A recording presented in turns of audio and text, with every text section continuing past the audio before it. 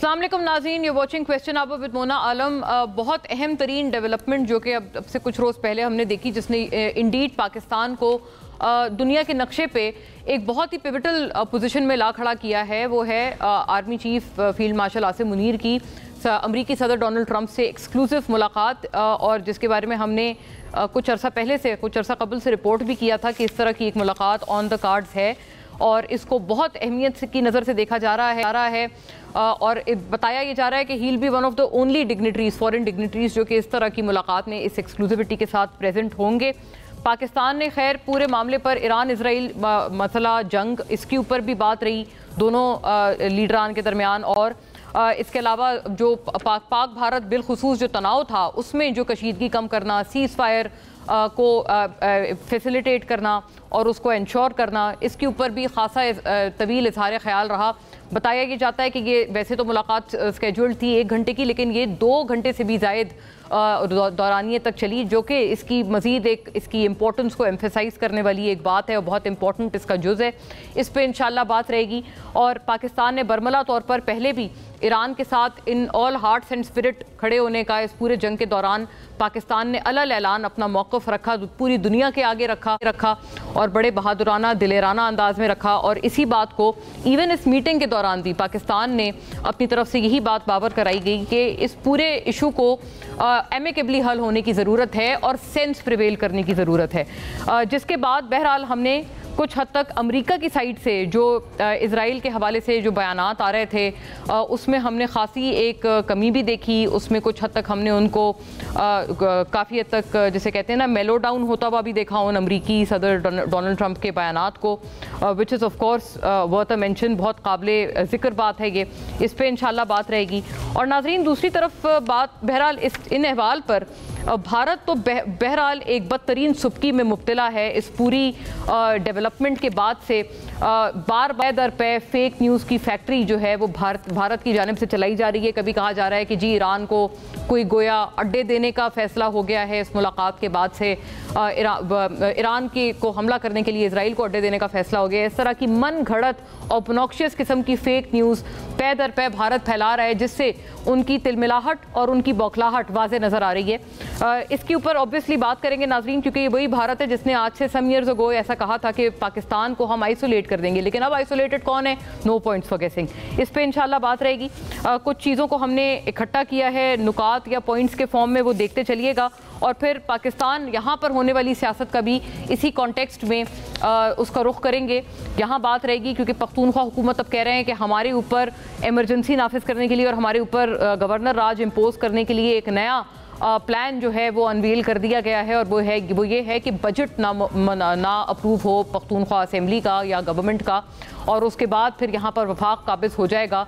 क्या इन खदशात में किसी तरह का वज़न है जो कि केपी गवर्नमेंट की तरफ से स्पेल आउट किए जा रहे हैं? इस पे भी इंशाल्लाह बात रहेगी। और बहरहाल ये जो इंटरनेशनल डेवलपमेंट्स हैं इनके अहवाल को देखते चलिएगा। फिर फौरी तौर पे इस पूरी चीज़ को थोड़ा सा कॉन्टेक्चुअलाइज भी करते हैं in the local domestic front as well.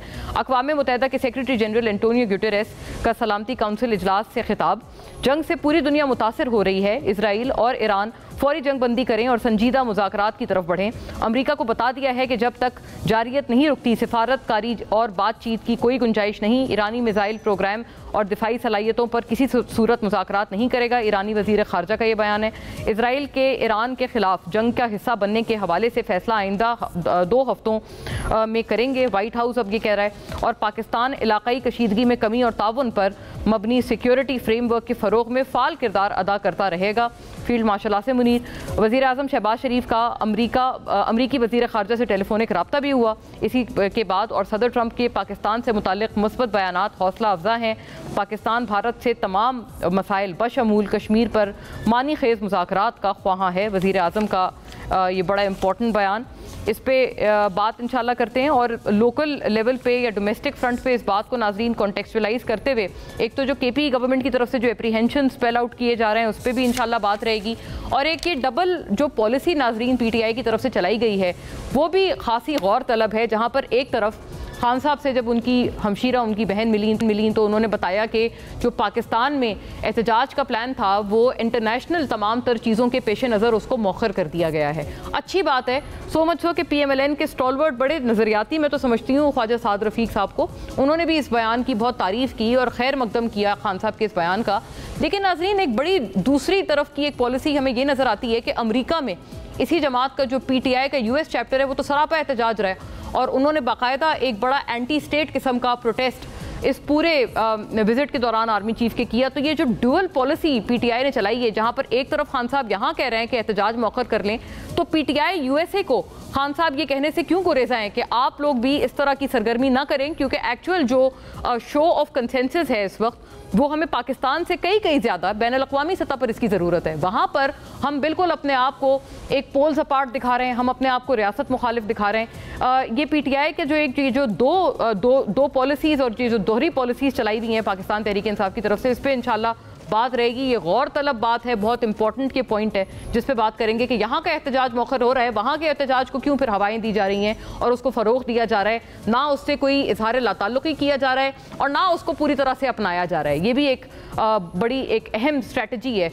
दो मुँह वाली जो कि PTI की तरफ से नज़र आ रही है। और वहीं पर हुकूमत से भी नाजरीन ये सवाल करेंगे कि PTI तो PTI, दिखाइएगा अपोजिशन लीडर उमर अयूब साहब का ट्वीट जहाँ पर वो ये बताते हैं कि जो बेंचेस हैं, ट्रेजरी बेंचेस ऐसे खाली रहती हैं कि वहाँ पर तो गोया उल्लू जैसे बोलते हो। तो the installed regime has absconded from the National Assembly. No federal minister is present in the National Assembly. Front benches have been vacant.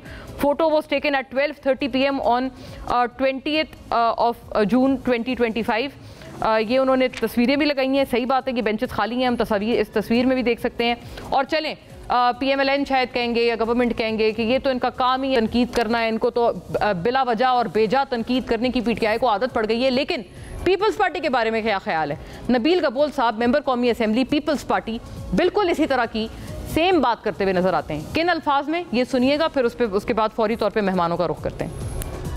Finance minister साहब ने ये बजट जब पेश किया यहाँ पर कौमी असेंबली में, बजट पेश करने के बाद उन्होंने साथ में बैठे हुए एक मिनिस्टर को कहा, मैं नाम नहीं लूंगा, मैंने सुना खुद, और कहा कैसा लगा मेरा मजाक बजट पेश होने के बाद।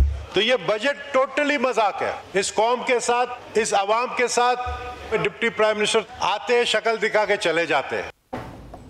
जी नाजरीन, इस पे क्या कहेंगे कि जो PTI के अलावा पीपल्स पार्टी के लोग भी कह रहे हैं कि जी none other than deputy prime minister वो भी आते हैं और शक्ल दिखा के चले जाते हैं। इसके अलावा दीगर जो हुकूमती वुज़रा है अपने आप को जवाबदेही नहीं समझते किसी को भी। तो फौरी तौर पे over to our guests on all these important matters.